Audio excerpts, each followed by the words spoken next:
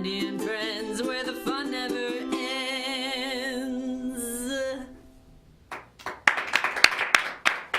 Hey! Oh man, I hope they got that bush thing worked out. Okay. Oh, hi guys! Welcome to the show. Oh my goodness. Thank you, Asher and Talon, for finally working this out so that I don't have to walk into a forest. Welcome to the show. We have a very good show planned for you today. Oh, come on now. Seriously? Really? Okay. Yep, I work in a jungle, I guess. So we have two wonderful people from the Delphian School with us today, Mark Siegel and Diego Martinez, and I'm so excited to talk to them. And really, Asher, really, you just had to do this to me right now, right when we're filming, really? Okay, well then, let's start the show. All right, yay, welcome. How are you? I'm fine. I'm so glad you could join us today. Thank you. I'm excited Yay. too. Good to see you. Well, I am excited because, first of all, you work at the Delphian School. I do. And for people who have zero idea of what that place is, it's a boarding school. International day and boarding school, K through Awesome. 12. K through 12. Yep. Now, you don't have kindergartners living there, though, right? Not living, no. Okay. That's my day and boarding. Okay. So we have a bus that comes from McMinnville that brings children in the Nice. morning And and then- local parents. When can they start living there? How old? Oh, sort of late middle school, 10 or 11 years old. But know what- the majority is upper school. Okay. You know what this is reminding me of, though? And I'm sure you get this a lot? Hogwarts. Gee, Harry Potter? Yes, of course. We think the best of that, yes. Yes. You're right. And you even do a little bit of magic. So I'm thinking you're actually Dumbledore in disguise. So It is a secret. we will be seeing one of your magic tricks later, which I'm very excited about. Great. But so the first time I really learned about what you guys do at that school and why it's so amazing is because I'm a part of the Chamber of Commerce, and I got to go visit the school, and it blew my mind, your educational system. But every single time I talk to my friends about it, and I'm like, you guys, I want to send my kids here, they always stop me and they're like, isn't that a Scientologist school? And so I'm like, no, you don't understand. And so I would love it if you would explain the history behind it and just, you know, what do you guys do now? Sure. Well, I've been there for 45 years. That's a long time. So I could probably give you a pretty good picture of it. The situation is that when you and I went to school, time was the constant. We went to 50-minute classes. They rang a bell 180 days. And as Saul Khan says, we're not teaching for mastery, we're teaching for tests. We're sort of covering it. But time was the constant, and learning, if it occurred at all, was a variable. If we were sick, if we were on a field trip, we missed it. So from day one, we've founded on the concept that learning should be the constant, and time is the variable. And so when we started, people didn't believe us, right? Yeah. Now, we get visited by schools all around the country. I go speak about this concept. And so what people get confused sometimes is that we use the study methods of L. Ron Hubbard, who also founded the Church of Scientology. Right. But this is a secular institution. We're teaching algebra and U.S. history and art and science. Yeah. And his methods sort of put the students in the driver's seat, gives them tools to proceed at their own pace where learning is the constant. And the fact is, you have to come see it, as you did. It's very hard to describe because it's so different, because we don't use a lecture method, and we combine studying academic subjects that are traditional with a lot of projects. Okay. Because we don't think students should spend all their day in a classroom. Amen, brother. And so what is Google looking for? What are high-tech industry looking for? People who can solve problems and work with others. Right. And so that's what you see at the school. And so you see proficiency-based and you see project-based. That's And that's what we're awesome. all about. And when I graduated from George Fox, I would try and, apply to all these different jobs, and they would always want 2 years of experience, like across the board. And if you're in a classroom, you can't get any experience. You're just learning about the subject.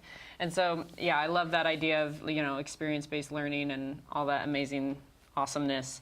So, okay, so you've been there for 45 years. What's your but are you from Oregon? No, I grew up in Boston. Okay. My family moved to Southern California to get us away from the snow. Okay. And I grew up there, and then in Southern California, and I worked at Disneyland. And guess where I worked at Disneyland?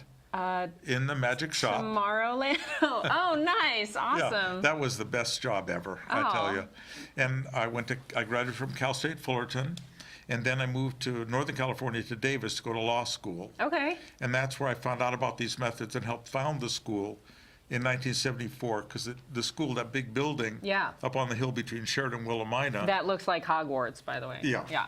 And that was a Jesuit novitiate, so it took a while to get it usable again, and also to develop the curriculum that we did. And it's been continuing to evolve, and we sell curriculum through our Heron books, because other people are interested in the curriculum that students can do on their own under the supervision of a faculty member. And then I've been here, and I should also mention, you mentioned the chamber. I've been the chair of the Chamber of Commerce. I chair the McMinnville Leadership Council, so I do a lot of things here. Cool. I'm going to talk in the field of education. I've headed up for many years the Oregon Federation of Independent Schools. I'm on the National Private School Board, and I work with public and private schools to help them switch to any form of proficiency. That's what I got excited about. I'm so thankful that you are not hoarding all this beautiful knowledge to yourself, that you're trying to share it with as many people as you possibly can, and that's wonderful.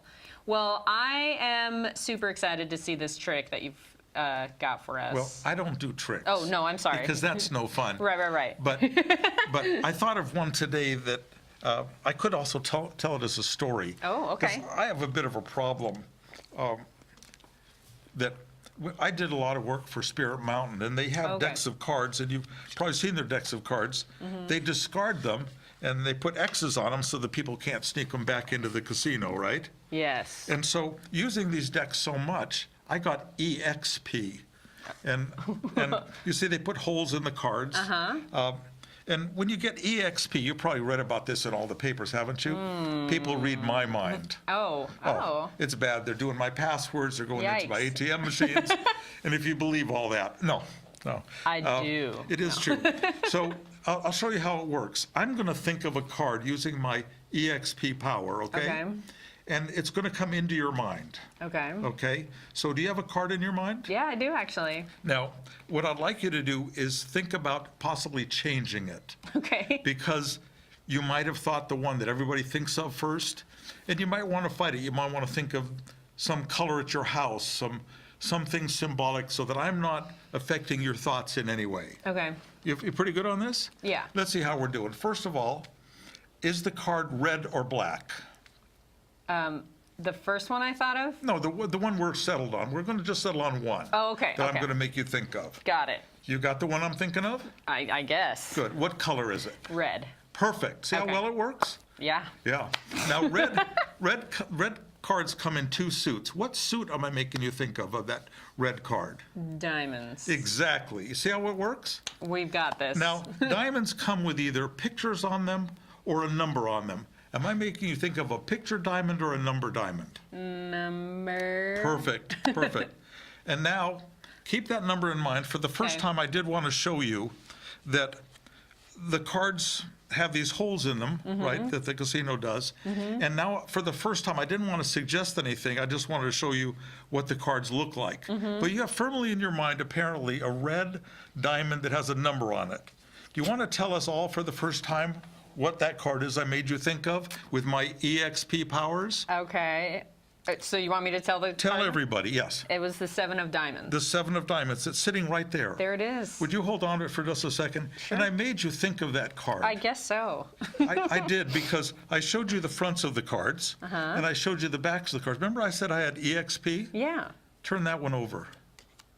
Oh, snap. And that's the power of EXP. See, that was when fun, did that right? happen? That was really cool. Thank you. Nice. Well, thanks. Well, good job, man. I And love that's what that. That happens was when fun. you're a magician, you know? That's funny because I had changed it because you were like talking about it. I was working it. I know, it was amazing. Well, speaking.